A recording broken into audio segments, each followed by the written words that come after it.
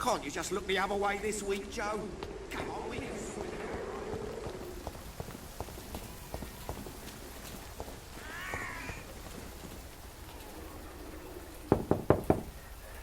Mr. Petrescu, just 1 minute, please. You again?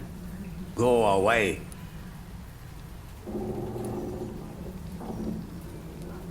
Sir, wait.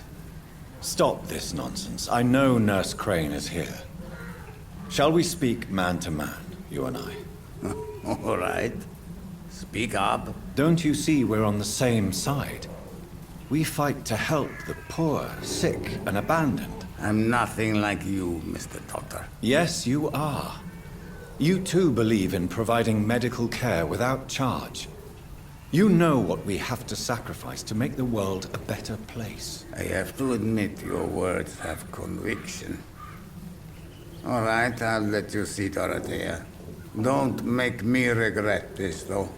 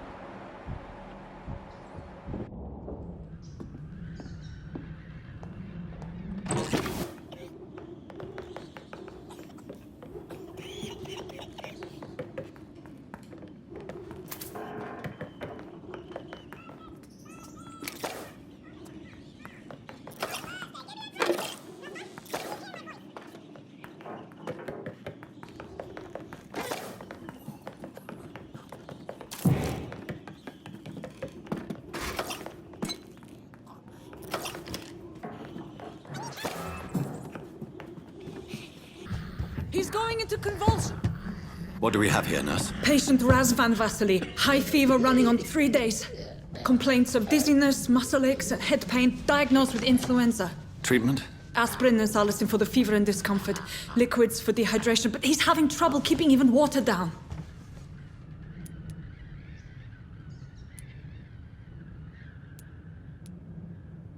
Thank you, nurse. Anything else I should know? He did lose consciousness this morning, but he's never had convulsions like these. He's not convulsing, he's choking. He's not getting any air. Scalpel! Hand me that scalpel! What can I do, Doctor?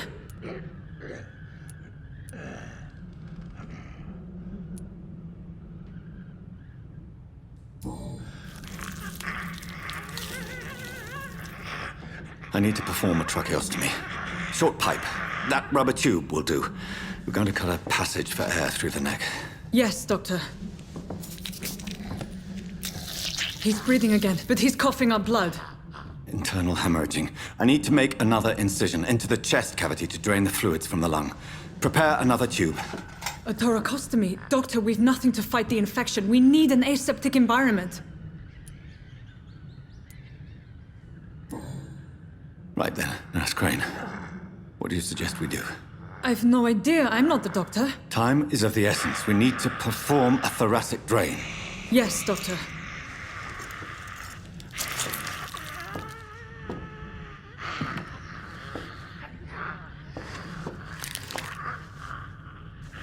He's still bleeding, Doctor. I'm losing his pulse. The drain must have punctured the intercostal artery. There's too much blood. Are you all right, Doctor? I can't see.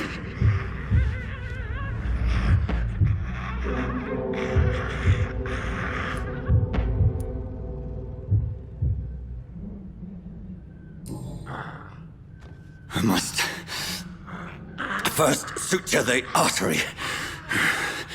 find the wound. The source of the blood. Needle and thread, Doctor. Good. The stitches are holding. How's he doing? We're losing him. We've lost his pulse. He's dying, Doctor!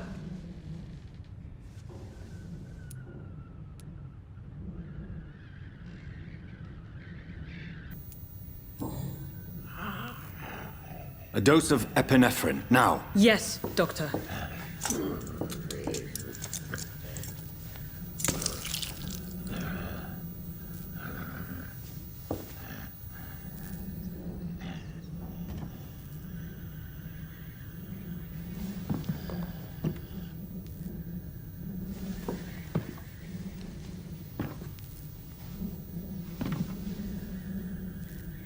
We've lost the pulse. He's gone, Doctor. Nurse, we did everything we could. Truly? Everything you could. Is that how you'll report this in your log? Is this how the war went? Piling up one poor corpse beside the next? This was not an influenza-induced seizure. I've never seen symptoms like these on the continent. Neither have I. But the previous symptoms leading up to this attack were the same, indistinguishable from the epidemic. No. There was something more vile in these reactions. Something primitive. There have been numerous reports of mental breakdowns caused by the fever that accompanies the flu itself, Doctor. Yes, but... I'd best take some samples of the blood for analysis.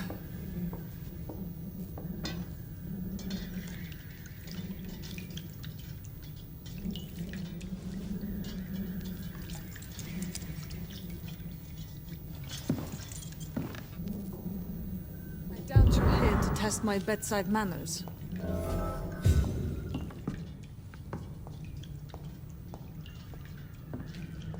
To what do I owe this courtesy? It's locked.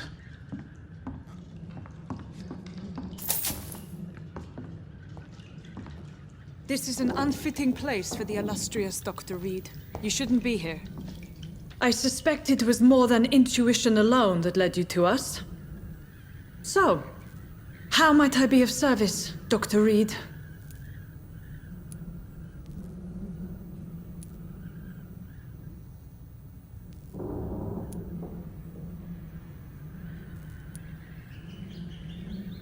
Your heart might be in the right place, but you can't carry on with this blackmail. For God's sake, Dorothy, it's extortion. It's a serious crime. Doctor, you think your warnings scare me? I've stolen and plied, blackmailed and lied, but what else am I to do? I'm all these people have.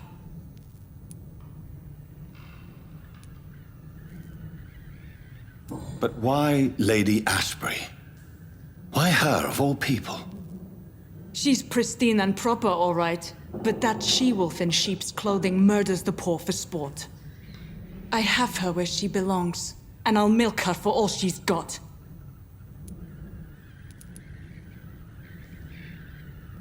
Dr. Swansea is a sensible and honest man. He wouldn't have refused your friend's care at Pembroke. It's easy for you to say, Doctor. These people cannot go to the police, nor to the hospital. They don't even speak English. They depend on me for everything. So, the end justifies the means. Is that your defense? I know you're kind, Doctor. Just another fine-heeled, silver-spooned gentleman who was given the world on a platter. You know nothing of poverty. Nothing of the shame, the hunger, the loneliness. You've convinced me of the sincerity of your actions and their noble justifications. But all the same, blackmail is a crime, and it will stop, Nurse Crane. So, are you going to turn me over to the authorities?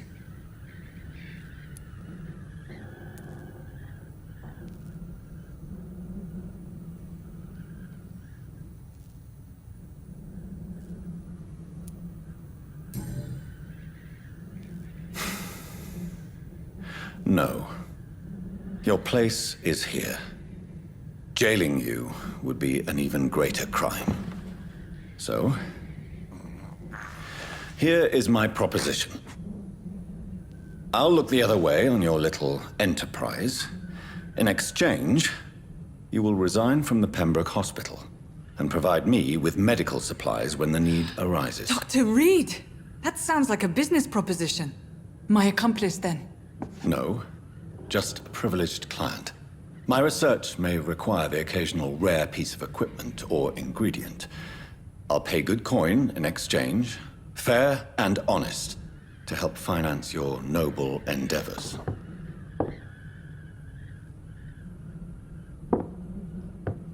We have ourselves a deal, Doctor. Good customers are always welcome. Yes, Nurse Crane. We have a deal.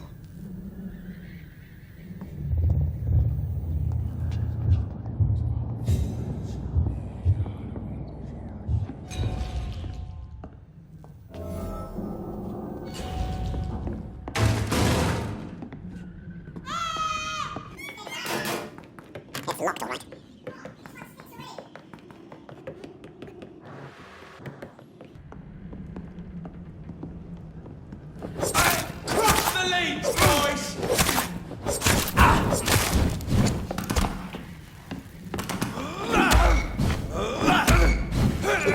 Watch out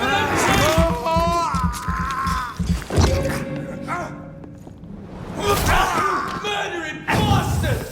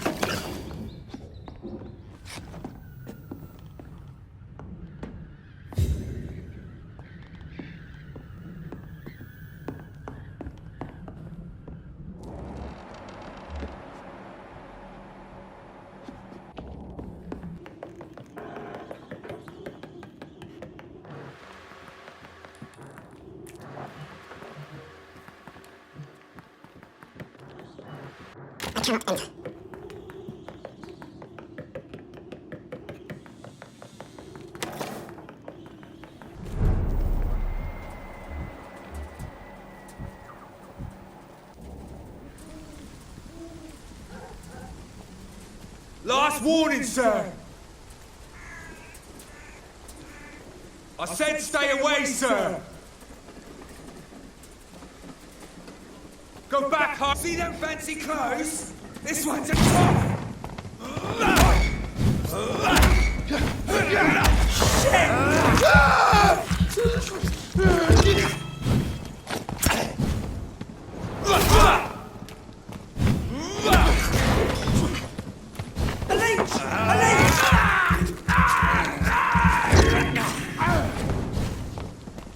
I'll send you back in a fucking ring!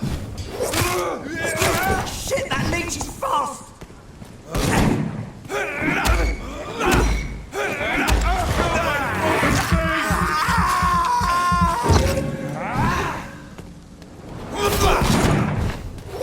You're pissed, you ugly fucker!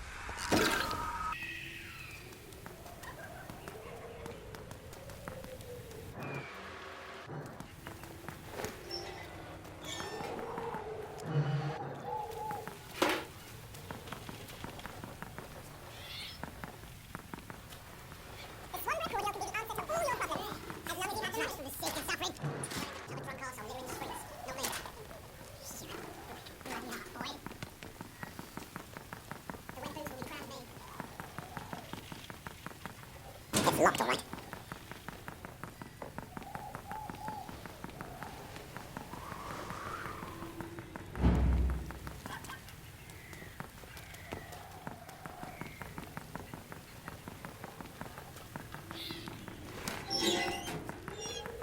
Human blood.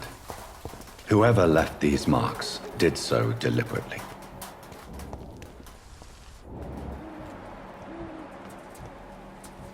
Kill it, boy! Burn it, boy! Die, burn it!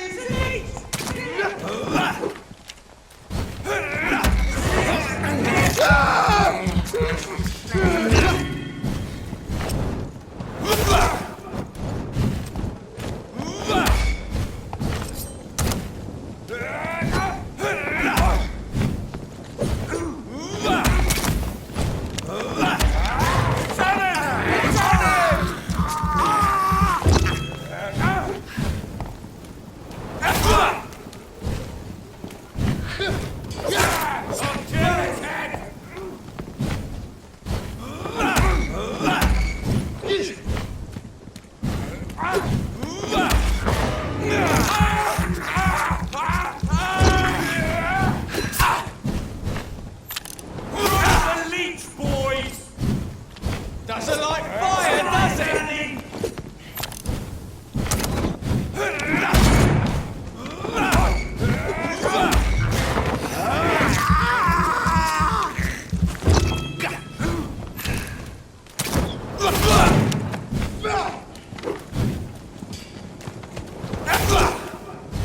I'll take his head!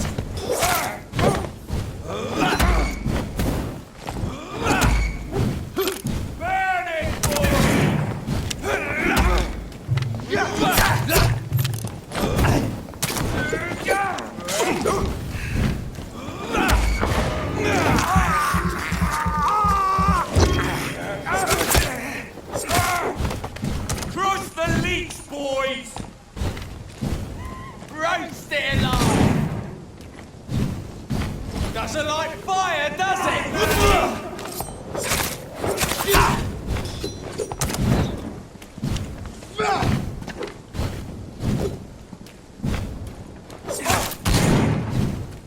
Burn it, boys!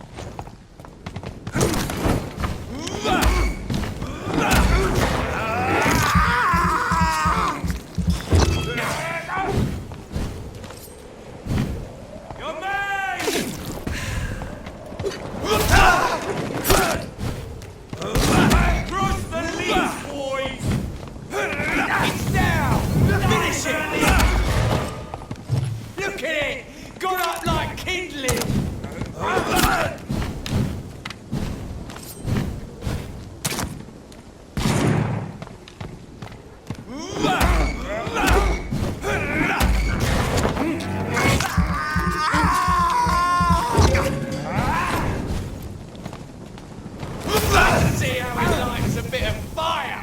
Doesn't like fire, does it?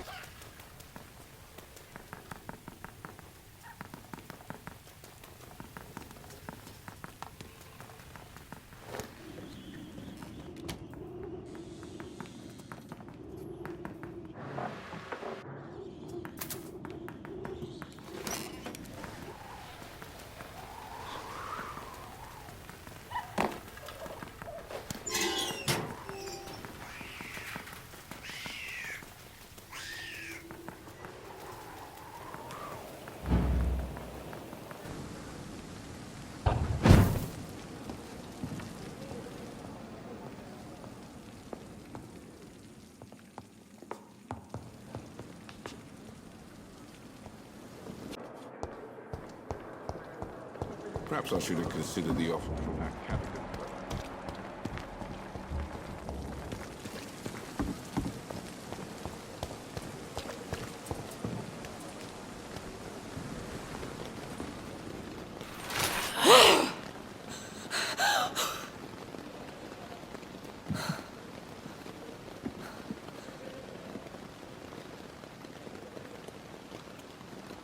I would ask you to avert your eyes, sir.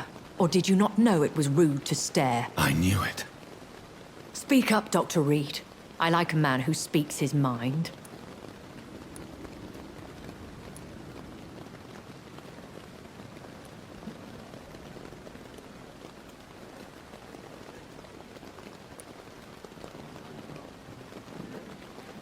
You killed him. He trusted you. And you killed him. Spare me your sarcasm, Jonathan. You are but newly born in this world.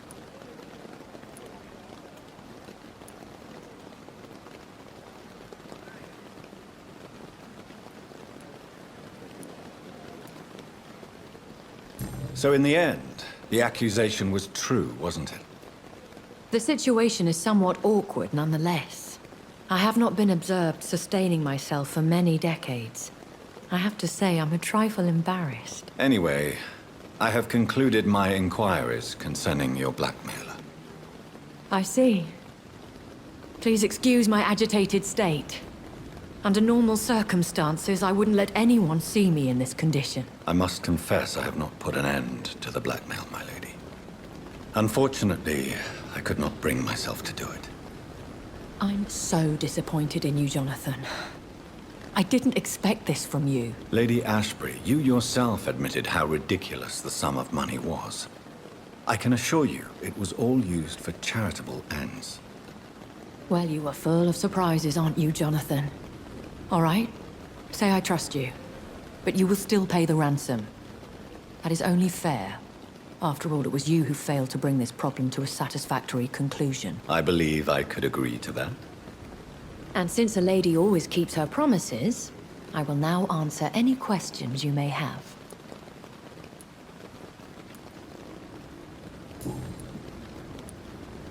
I've been hearing a voice talking in my head. Is this some kind of insanity? It feels like the voice of the vampire that created me. Hush. Tell no one this. It would be unwise to talk of such things amongst British immortals. Speak no more of your maker. How could this cause offense? Only the powerful immortals can mentally call to their progeny. No vampire or hunter will sleep easy, knowing that an unidentified elder is stalking the streets of London.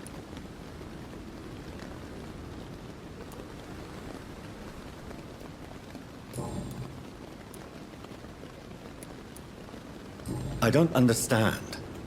Why was I created and then left for dead? That is a question only the one who made you can answer. It's not normal practice. I doubt even if you find him, he will answer you, considering how cruelly he treated you.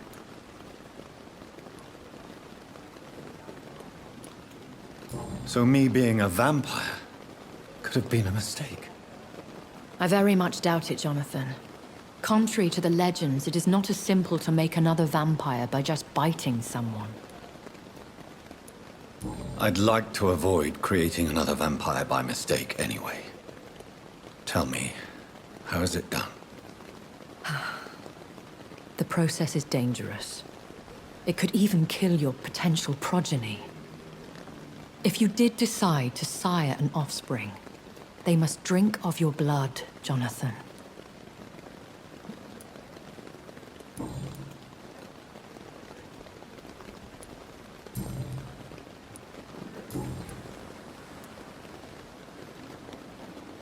Why does Dr. Swansea allow you to feed on the patients of the hospital? Dr. Swansea is a good and compassionate man. He is trying to find a solution for our hunger. Until that happens, he is clever enough to understand that I only feed upon the dying.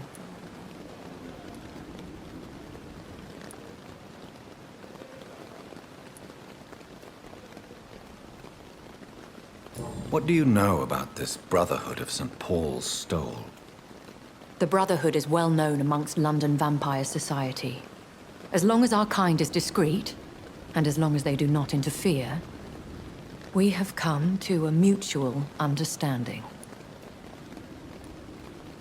And no one suspected you of the murders. As you well know, suspicion has recently fallen on me of killing for pleasure. But you have my word, Jonathan. I take no pleasure in taking a life.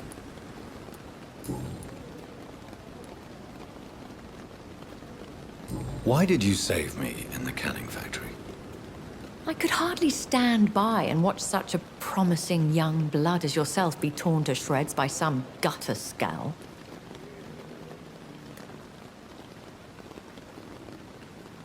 William Bishop wasn't the vampire that created me then.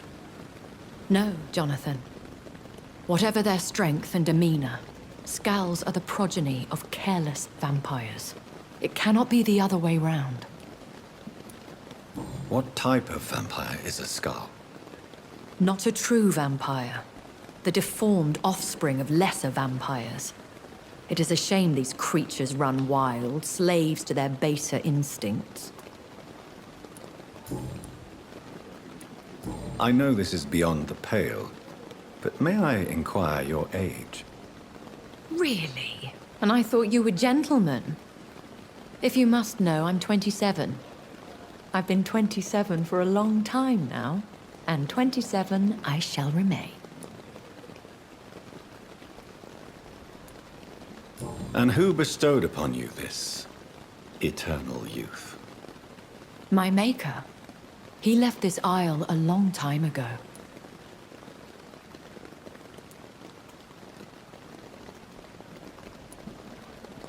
Very well. But I believe there is more to this than you are saying. A lady has to have some secrets.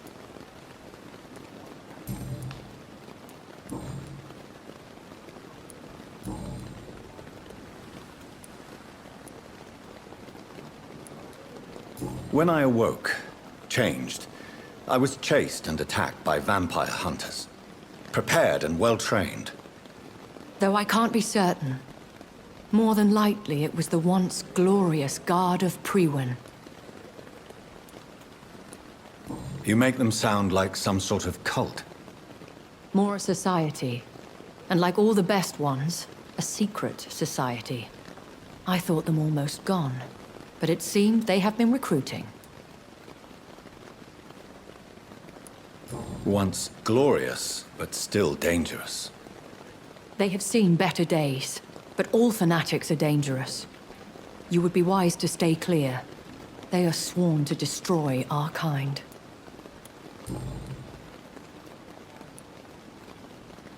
Are there many vampires here in London? Immortals are of a rare breed, and we often tend to hide. But you may occasionally meet some of us at night. Will they all be as affable as you, my lady? I do not see why not. But remember, even the shark smiles before he bites. That sounds like a lesson from experience. Vampire politics are as intricate and sometimes tedious as a game of chess in a gentleman's club. I've learned from experience it is best to decline to play. Do you know any of them? Have you an idea of the identity of the vampire who attacked me? You mean your maker? No, Jonathan, I have no clue. But I fear he or she is as careless as cruel. To let you discover your new condition by yourself. What do you mean? Every now and then, you may discover an immortal in the deep of the night. But we are a rare and reclusive breed. Our progeny is almost never accidental.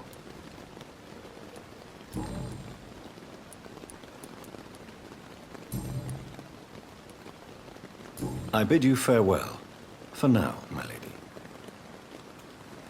I must quickly analyze the blood I took from Nurse Crane's patient. Perhaps I should have considered the offer from that Callaghan fellow.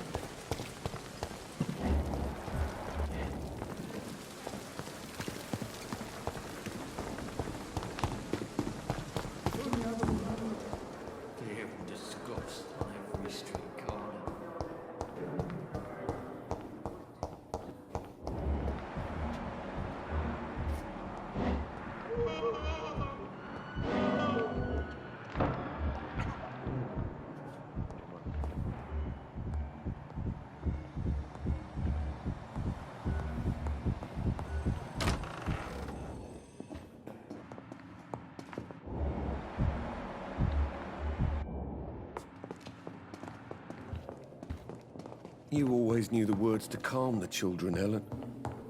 As for me...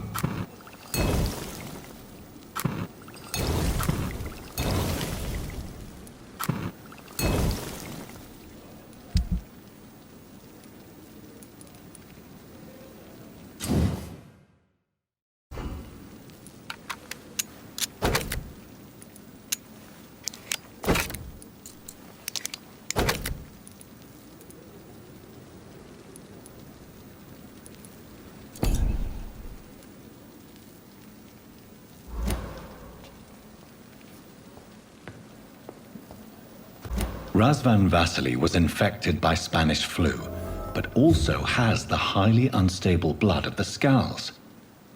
Is the London vampire epidemic transmitted through the flu? I should talk to Dr. Swansea about it.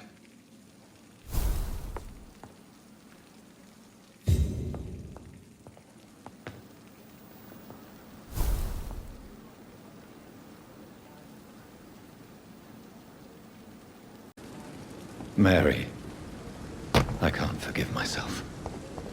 I'll find the truth about what happened to us. I swear.